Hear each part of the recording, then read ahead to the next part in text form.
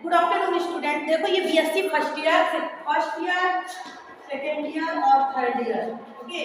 और third year annual के जो बच्चे हैं उनके लिए सभी के लिए इम्पोर्टेंट टॉपिक है, क्योंकि आपको मैं क्या बता रही हूँ आज, preparation of the temporary and permanent slide बनाना। तो ये आपको एमएससी लेवल तक में ये काम आएगा, क्योंकि स्लाइड मेकिंग के लिए हमेशा रहता है माइक्रोटॉमी के जो होती है वैक्सन कटिंग, उसमें ये आपको पढ़ना होता है। तो थर्ड ईयर वाले बच्चों के लिए, फर्स्ट ईयर और थर्ड सेमेस्टर थर्ड एनुअल वाले सभी के लिए इम्पोर्टेंट है। तो सभी लोग इस वीडियो को अच्छे से सुनो।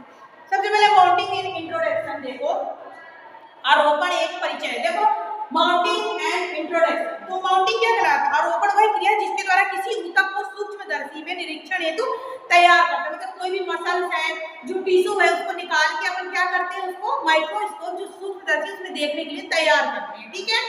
तो ये दो प्रकार की होती है, टेम्परेरी और परमानेंट। तो देखिए जो कि टेम्परेरी वाली जो होती है या टेम्परेरी जिसको कहेंगे, अस्थायी जो होती है, जैसा कि इसके नाम से ही ज्ञात होता है अस्थायी, इस स्लाइड को में कुछ घंटों का अवलोकन हेतु होती है। मतलब कुछ घंटों में अवलोकन करने के बाद, जैसे आपकी बॉटनी में आप जेबुकेशन वगैरह या ओवरी वगैरह निकालते हैं और डिसेक्टिंग माइक्रोस्कोप में देखते हैं, कुछ समय के लिए फिर हटा देते हैं। तो ये केवल 5-6 घंटे के लिए ही होता है।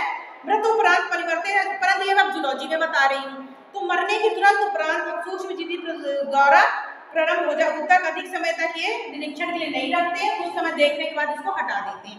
आरोपण के चरण जो होते हैं, जल से ऊतक को साफ करते हैं। जैसे कोई भी एनिमल डेथ तुरंत ले लिया उसका टिश्यू और उसको क्या करते हैं, आरोपण से साफ किया जल से।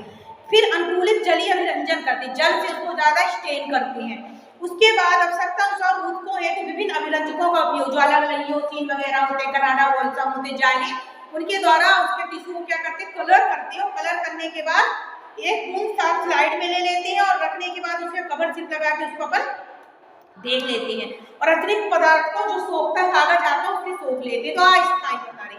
स्थायी जो होती है, परमानेंट जो होती है, इसे ज्ञात करने की एक लंबी विधि होती है, जो अपन बताएंगे परमानेंट स्लाइड की एक लंबी विधि होती है।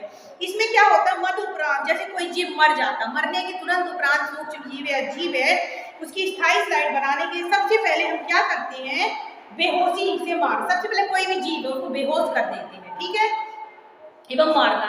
बेहोश किया और मारने के बाद जीव जो रासायनिक अभिकर्मक होते हैं, रासायनिक अभिकर्मक जैसे अल्कोहल, एसिटिक अम्ल होते हैं आदि को द्वारा इनको मृत्यु देनी पड़ती है।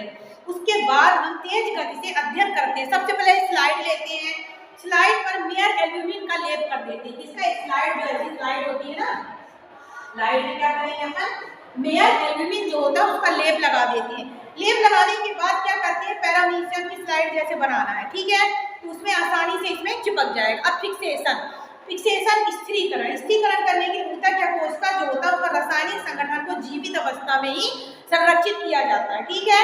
सूक्ष्म जीव का संरचना के लिए स्थिरीकरण विधि बहुत सारी विधियां हैं। सबसे पहले मनोप्रांत जीव जो होता है उसको अपन लेते हैं, लेने के बाद उसके जो टिश्यू है उसको क्या करते हैं, धोते हैं। धोने के लिए क्या करते हैं कि 70% एल्कोहल से धोते हैं। कितने परसेंट एल्कोहल जो होता है, कोई भी मटेरियल उसको वॉश किया, 70% एल्कोहल से क्या करते हैं, इसको साफ करते हैं। साफ करने के उदाहरण के लिए मान लो एल्कोहल पिक्रिक अम्ल है, कौन सा अम्ल ले लिया अपन ने, पिक्रिक अम्ल ले लिया। पिक्रिक अम्ल का धोवन के लिए उपयोग कर लिया, ठीक है। धोने के बाद इसको स्टेन करते हैं। स्टेन क्या करना था, अभिरंजित करना है, कलर करना। जब कलर आप लोग देखते हो ना, कभी पिंक कलर के दिखते हैं, कभी बैगनी कलर के, क्या दिखते हैं अपन को, जो एनिमल या टिश्यू या सेल्स जो हम दिखाते हैं, किडनी देख लो, लीवर देख लो, तो क्या कहलाते हैं, जो ये समानता होता है, सैफरीन होता है, मिथाइलाइन होता है, कामाइन होता है, बोरेक्स होता है, इओसिन होता है, ये सब क्या कहलाते हैं आपके, कांगो, ये सब क्या कहलाते हैं, स्टेन कहलाते हैं, जिसके द्वारा टिश्यू को स्टेन किया जाता है। इसके बाद क्या करते हैं अपन, हीमोटॉक्सिन और हिस्टोमाइन जो होते हैं, इसके द्वारा कोशिकाओं को कलर किया जाता है, ठीक है। अब देखिए ये हो गई सिंगल स्टेन। और डबल स्टेन क्या कहलाती है, किसी के द्वारा दो बार जो प्रोसीजर की जाती है डबल स्टेन के अंतर्गत आता है। देखिए क्या बता रही है आपको, स्लाइड बनाना। सबसे पहले इसके बाद फिर निर्जलीकरण का मतलब क्या होता है कि उससे पानी की टोटल मात्रा को निकाल देना, निर्जलीकरण कर देना।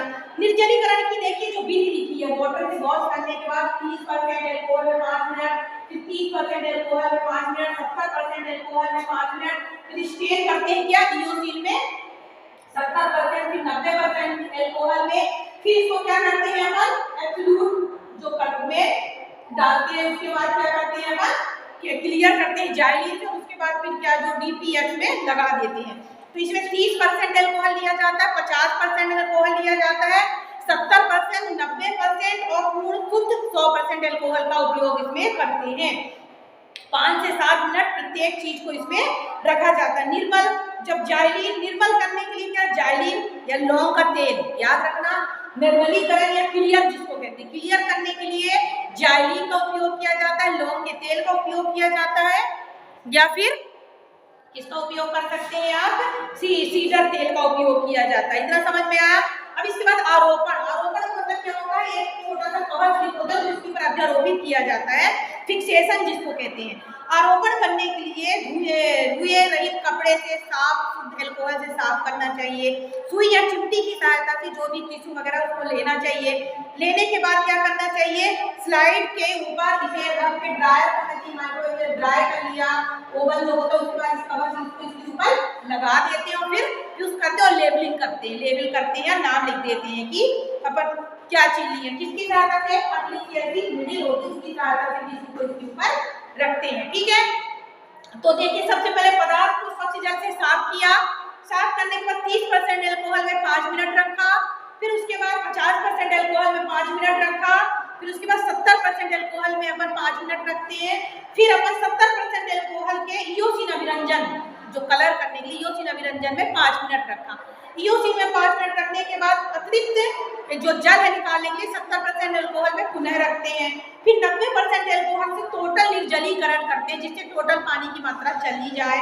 उसके बाद हम क्या करते हैं, पूर्व शुद्ध एल्कोहल में 5 मिनट रखोगी, फिर उसके बाद पूर्व शुद्ध एल्कोहल के बाद जाइलिन जो कि क्लियर करने के लिए हमने बताया, क्लीन करने के लिए 5 मिनट रखते हैं, फिर कनाडा बॉल्सम और DPX के द्वारा इसको क्या करते हैं, आरोपित कर देते हैं। और हम स्लाइड को पूर्ण रूप से देख सकते हैं। देखो स्थायी कारक बहुत सारे होते हैं, परमानेंट कारक जो होते हैं जैसे फॉर्मेलिन होता है, बोइन स्थायी कारक होता है, कार्नोयारा जो होते हैं, ये सब क्या होते हैं, फिक्सेशन के काम में आते हैं। अभिरंजन में हमने बताया इयोसिन होता है, बोरेक्स होता है, सैफरीन होता है जो कलर करने के लिए यूज किया जाता है। किसी भी टिश्यू को जब हम कलर करते हैं तो क्या क्या है होते हैं, इयोसिन होता है, बोरेक्स होता है, तुम लिख भी सकती हो, ये तुम्हारा भी है, ये पिक्रो इंडिगो कलर होता है, मिथाइलाइन ब्लू होता है, हीमोटॉक्सिलिन होता है, ये सब एस्टोकामाइन होता है, ये सब क्या कराते हैं, अभिरंजक के कलर के रूप में उपयोग किए जाते हैं। ठीक है, इतना आपको समझ में आ गया कि स्लाइड बनाने की टेम्परेरी और परमानेंट स्लाइड की बता। डबल स्टेन का मतलब क्या होगा, पदार्थ को जल से धोते हैं 3 से 5 मिनट पहले क्या करते हैं, हीमोटॉक्सिन में रखते हैं। कितना, 3 से 5 मिनट हीमोटॉक्सिन में रखोगी। हीमोटॉक्सिन में रखने के बाद पुनः इसको अभिरंजित करेंगे और 30% एल्कोहल में निर्जलीकरण करेंगे। वही प्रोसीजर है, 50% एल्कोहल में निर्जलीकरण करोगी, 70% एल्कोहल में निर्जली करोगी, फिर 3 से 5 मिनट इयोसिन में रखोगी, फिर 70% एल्कोहल में निर्जलीकरण आप करोगी। फिर उसके बाद क्या करते हैं, 5 मिनट इसको शुद्ध एल्कोहल में रखते हैं और शुद्ध एल्कोहल में रखने के बाद इसको पुनः जाइलिन में 1 से 2 मिनट रखते हैं। इसमें 5 मिनट रखते हैं, एक सिंगल स्टेन और डबल स्टेन में 1 से 2 मिनट तक रखोगी। कनाडा बॉल्सम और DPX के द्वारा इसको अध्यारोपित कर देते हैं। तो ये इंपॉर्टेंट है, आपको MSc लेवल तक में काम आएगा student, first year, second year, third year तीनों क्लासेस के लिए। Thank you.